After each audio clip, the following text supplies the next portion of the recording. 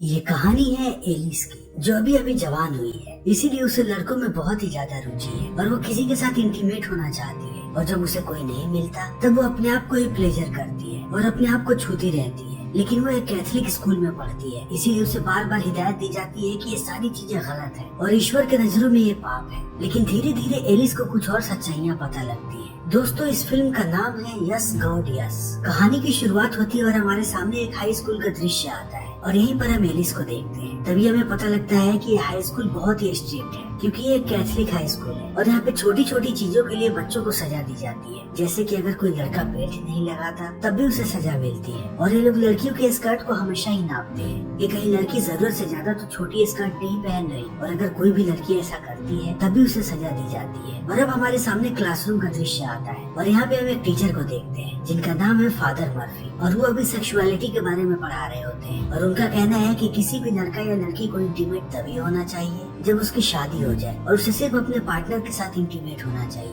और अगर वो अपने पार्टनर के अलावा किसी और के साथ इंटीमेट होगा तब ये पाप माना जाएगा और उसकी सजा उसे जरूर मिलेगी, चाहे वो लड़का हो या लड़की। और वो शादी से पहले करे या फिर शादी से बाद करे, क्योंकि ऊपर वाला ये निर्णय करता है कि हम किसी के साथ कब इंटीमेट होंगे और ऊपर वाले की नजर हम पे हर वक्त होती है। इसीलिए हमें इस बात को नहीं भूलना चाहिए और उसके खिलाफ कभी भी नहीं जाना चाहिए। और अब क्लास खत्म हो जाती है तब एलिस बाहर आती है। तभी उसके पास उसकी बेस्ट फ्रेंड आती है जिसका नाम है लॉरा। और लॉरा कहती है कि मैं इन सारे नियमों से परेशान हो चुकी हूँ और मुझे नहीं लगता कि ये नियम किसी भी काम के हैं, क्योंकि इंटीमेट होना कोई भी पाप नहीं है। तब लॉरा कहती है कि क्या हस्तमैथुन करना भी पाप है? तब एलिस कहती है कि नहीं। तब लॉरा कहती है कि मुझे पता है कि हम सब लोग ये करते हैं। और उसके बाद एलिस पूछती है कि क्या टाइटैनिक के उस सीन को भी देखना पाप है जहाँ पे हीरो और हीरोइन इंटीमेट हो रहे होते हैं? और लॉरा कहती है कि इनके मुताबिक तो वो भी पाप है। और अब ये दोनों थोड़ी देर बातें करते हैं और एलिस अपने घर चली जाती है। और एलिस अपने घर पे ज्यादातर अकेली होती है क्योंकि उसका कोई भी भाई बहन नहीं है और उसके माता पिता हमेशा ही बाहर काम करने गए हुए होते हैं। फिर जब एलिस बोर होती है तो वो किसी से चैट करने लगती है। और आज जब वो चैट कर रही होती है तभी उसे एक रैंडम आदमी का मैसेज आता है और वो उसे एक तस्वीर भेजता है जिसमें वो और उसकी पत्नी इंटीमेट हो रहे होते हैं और दोनों ही नंगे होते हैं। और इस चीज को देखने के बाद एलिस चौंक जाती है और वो उस तस्वीर से नजर हटा लेती है। लेकिन थोड़ी देर के बाद वो फिर से उस तस्वीर को देखने लगती है। तभी वो आदमी लॉरा को मैसेज करता है और उसके बारे में पूछने लगता है कि वो कौन है और कहाँ से है। तब एलिस उसे अपना गलत नाम बताती है। तब वो आदमी इसमें और भी ज्यादा रुचि लेने लगता है और कहता है कि क्या तुम्हारे पास अपनी कोई तस्वीर है? और एलिस अपने एक दोस्त की तस्वीर भेज देती है। तब वो लड़का बातें करने लगता है और देखते ही देखते यहाँ का माहौल गर्म होने लगता है और एलिस को भी फीलिंग्स आने लगती है।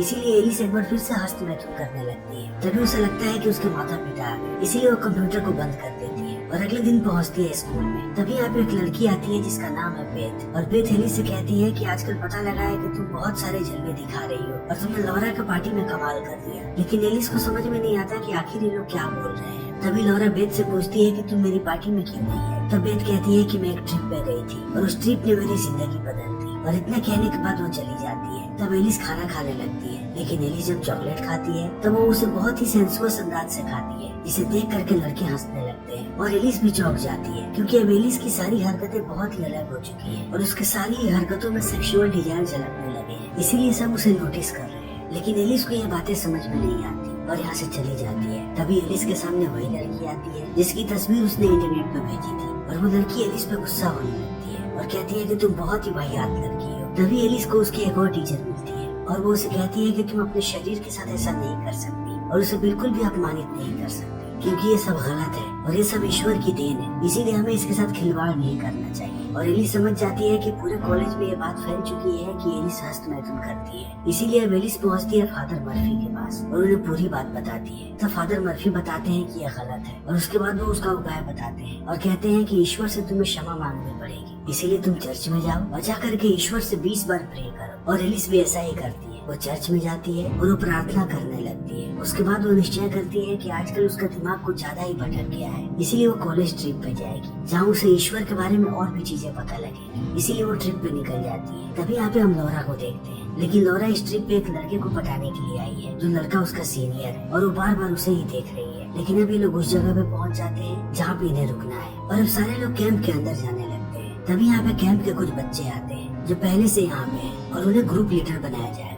और यहीं पे एक लड़का है जिसका नाम है क्रिस। और एलिस जैसे ही क्रिस को देखती है वो उस पर फिदा हो जाती है। लेकिन अब ये लोग जाते हैं कैंप के अंदर और कैंप के अंदर एलिस को एक लड़की मिलती है जिसका नाम है नीना। और नीना यहाँ की इंचार्ज है, इसीलिए वो एलिस को कहती है कि तुम अपना फोन दे दो, क्योंकि अगले 4 दिनों तक तुम यहाँ पे रहने वाली हो और हम नहीं चाहते कि तुम किसी तरीके से कोई भी डिस्ट्रैक्शन पालो, क्योंकि तुम्हें अपना पूरा ध्यान यहीं पे लगाना है। इसीलिए अपनी फोन, घड़ी और जितनी भी चीजें वो सारी चीजें हमें दे दो। तब एलिस कहती है कि मेरे पास फोन नहीं है, और इतना कहने के बाद वो अपने फोन को छुपा लेती है। तभी इन सारे बच्चों को अलग अलग ग्रुप में बांट दिया जाता है और एलिस के ग्रुप का इंचार्ज होता है क्रिस, इसीलिए एलिस अब बहुत खुश होती है। तभी यहाँ पे फादर मर्फी आते हैं और वो सबको बताते हैं कि अगले 4 दिनों तक तुम्हें अपने आप को एक्सप्लोर करना है और तुम लोग अपनी जिंदगी के उतार चढ़ावों को महसूस करोगे, और ये चीज तुम्हें भविष्य में बहुत ही ज्यादा मदद करेगी, क्योंकि ईश्वर चाहते हैं कि तुम इन सारी चीजों पे ध्यान दो, और ईश्वर ने ही तुम सबको यहाँ पे आने के लिए चुना है। और इतने कहने के बाद यहाँ पे सारे लोगों को पेपर्स दिए जाते हैं जिनमें अलग अलग मूड्स होते हैं, और फादर मर्फी कहते हैं कि इनमें से अपने अपने मूड्स को चुनो जिन चीजों को तुम लोगों ने हाल ही में महसूस किया हो। और अब सारे लोग टिक मार्क करने लगते हैं, और जब एलिस यहाँ पे टिक मार्क करती है तब वो टर्नर को भी चुन लेती है, क्योंकि थोड़े दिन पहले उसे ये चीजें महसूस हुई थी और वो किसी के साथ इंटीमेट होना चाहती थी। लेकिन जल्दी ही एलिस को एहसास होता है कि अगर इन्हें ये बात पता लगी तब इसके लिए भी एलिस को डांटा जाएगा, इसीलिए वो पहले उस सर्कल को मिटाने लगती है।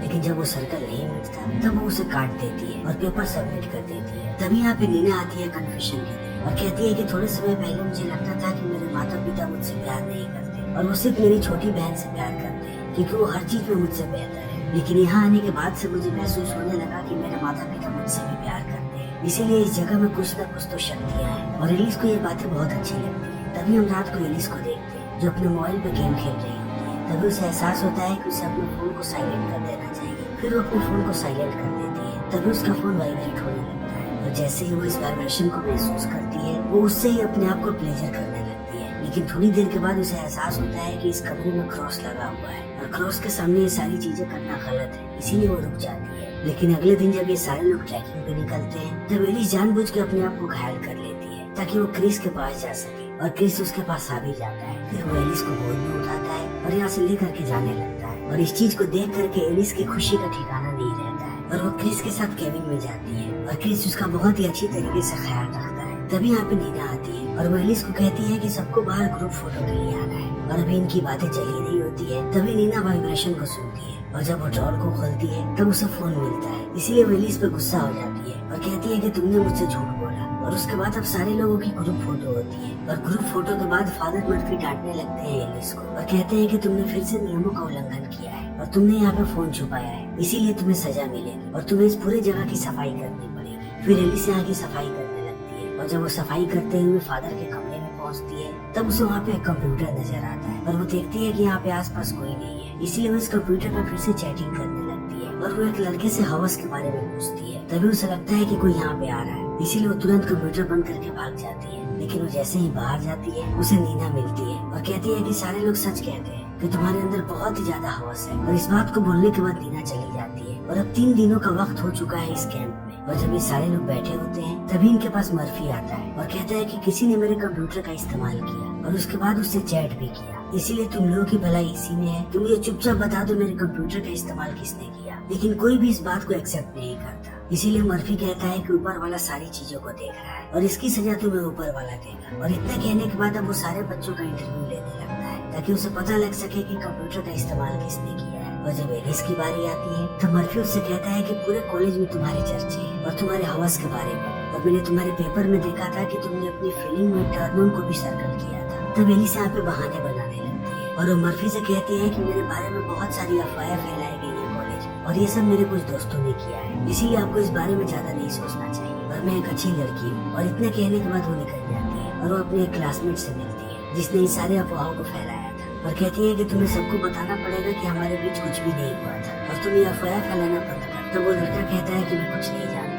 तभी वहाँ पे मर्फी आ जाता है और वो उस लड़के को लेकर के चला जाता है और एलिस अपने क्लीनिंग में लग जाती है। तभी एलिस खिड़की से देखती है कि नीना एक लड़के को किस कर रही है, और किस करने के बाद वो दोनों इंटीमेट हो रहे हैं, और इस चीज को देखने के बाद एलिस चौंक जाती है और उसके हाथ में एक झाड़ू होता है। तब वो झाड़ू से ही अपने आप को प्लेजर करने लगती है, और प्लेजर करने के बाद वो लौरा के पास जाती है और उसे पूरी बात बताती है कि नीना यहाँ पे क्या कर रही है। तब लौरा विश्वास नहीं करती एलिस पे और कहती है कि तुम्हारे दिमाग में सिर्फ यही सब चलते रहता है और तुम्हारे जितना हवस किसी में भी नहीं है, इसीलिए आज के बाद तुम मुझसे बात मत करना। और इतना कहने के बाद लौरा चली जाती है। तब एलिस को बहुत ही ज्यादा गुस्सा आता है और वो उस लड़के का ब्रेसलेट चुराती है जिस लड़के ने उसके बारे में अफवाह फैलाई थी, और वो उसके ब्रेसलेट को ले जाकर फादर के कंप्यूटर के पास रख देती है ताकि सबको उस पर शक हो। तभी उसे कुछ आवाजें सुनाई पड़ती है और एलिस जाकर के छुप जाती है। तभी यहाँ पे फादर आते हैं और वो आने के बाद अपने कंप्यूटर को ऑन करते हैं और उसके बाद वो एडल्ट वीडियो देख करके हंसना करने लगते हैं। और इस चीज को देखने के बाद एलिस चौंक जाती है और वो बाहर आ जाती है और उसे एहसास होता है कि सब लोगों ने खुद को छुपा रखा है और सबके अंदर ही हवस है। इसीलिए वो जाती है क्रिस के पास और क्रिस को किस करने लगती है। तब क्रिस भी उसे किस करता है और ये दोनों धीरे धीरे इंटीमेट होने लगते हैं। तभी क्रिस को एहसास होता है कि सब गलत है, इसीलिए वो यहाँ से भाग जाता है। लेकिन अब एलिस इन्हीं सारी बातों के बारे में सोच रही है। तभी रात में ये लोग बोनफायर बनाते हैं और उसके आसपास बैठ करके एंजॉय करने लगते हैं। लेकिन एलिस अपनी ही दुनिया में खोई होती है, इसीलिए वो कैंप को छोड़ करके भाग जाती है और सुनसान सड़कों पे चलने लगती है। तभी उसे एक बार नजर आता है और वो बार के अंदर चली जाती है और यहाँ पे उसकी मुलाकात होती है एक औरत से जिसका नाम है जीना। और अभी दोनों बातें करने लगते हैं और अब बातों ही बातों में जीना अपनी कहानी एलिस को बताती है और कहती है कि एक समय था जब वो भी कैथलिक हुआ करती थी,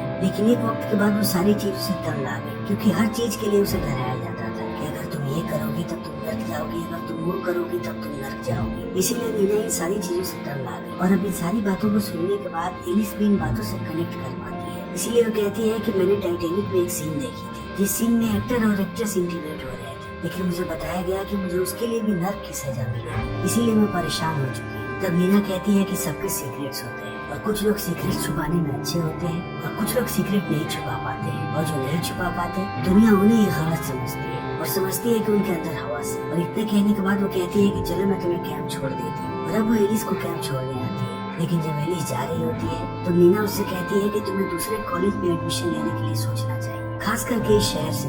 और एलिस को भी ये बात अच्छी लगती है और अब एलिस कैंप में वापस चली जाती है। तभी अगली सुबह वो फादर को देखती है जो उसी लड़के को लेकर के ऑफिस में जाता है जिस लड़के का ब्रेसलेट एलिस ने वहाँ पे रखा था। और अब हर जगह ये बात फैल जाती है कि उसी लड़के ने वो गंदी गंदी चैटें की है फादर के कंप्यूटर से। तब नोरा आती है एलिस के पास और वो उससे माफी मांगती है और कहती है कि मैं तुम्हें गलत समझ रही थी और मुझे लगा कि वो चैट तुमने ही की है, लेकिन मैं तुम्हारे बारे में गलत थी, मुझे माफ कर दो। तभी यहाँ पे फादर आते हैं और वो कहते हैं कि मैं चाहता हूँ कि सब लोग अपने अपने एक्सपीरियंस को शेयर करें कि उन्हें यहाँ पे कैसा लगा। तब यहाँ पे वही लड़का आता है जिस लड़के का ब्रेसलेट रखा था एलिस ने और वो आने के बाद कहता है कि वो बहुत शर्मिंदा है कि उसने फादर के कंप्यूटर से गंदी गंदी बातें की। और इस बात को सुनने के बाद एलिस चौंक जाती है कि उस लड़के ने ये सब किया भी नहीं है, फिर भी वो ऐसा क्यों बोल रहा है। तब उसे समझ में आता है कि वो लड़का समझ चुका है कि एलिस ने चैट की थी, लेकिन उस लड़के ने एलिस के बारे में अफवाह फैलाई थी, इसीलिए वो अपना प्रायश्चित कर रहा है। तभी एलिस की बोलने की बारी आती है और एलिस जैसे ही माइक के पास जाती है कहती है कि सबके यहाँ पे सीक्रेट है, लेकिन सबने अपने अपने सीक्रेट को छुपा रखा है। फिर भी वो दूसरे के सामने नाटक करते हैं कि सारे लोग नियमों का पालन करें और वो ईश्वर से डरे, जो बिल्कुल ही गलत है। और इतना कहने के बाद वो चली जाती है और अब एलिस पहुँचती है अपने घर। तो वो नए कॉलेजेस के बारे में सर्च करने लगती है जहाँ वो एडमिशन ले सकती है। लेकिन वो जैसे ही अपने कॉलेज जाती है वो क्रिस को देखती है और क्रिस बहुत ही अनकंफर्टेबल होता है। तब वो उसे कंफर्टेबल करती है और कहती है कि हमारे बीच जो कुछ भी हुआ उसे भूल जाओ, हम अभी भी अच्छे दोस्त हैं। और इस बात को सुनने के बाद क्रिस खुश हो जाता है।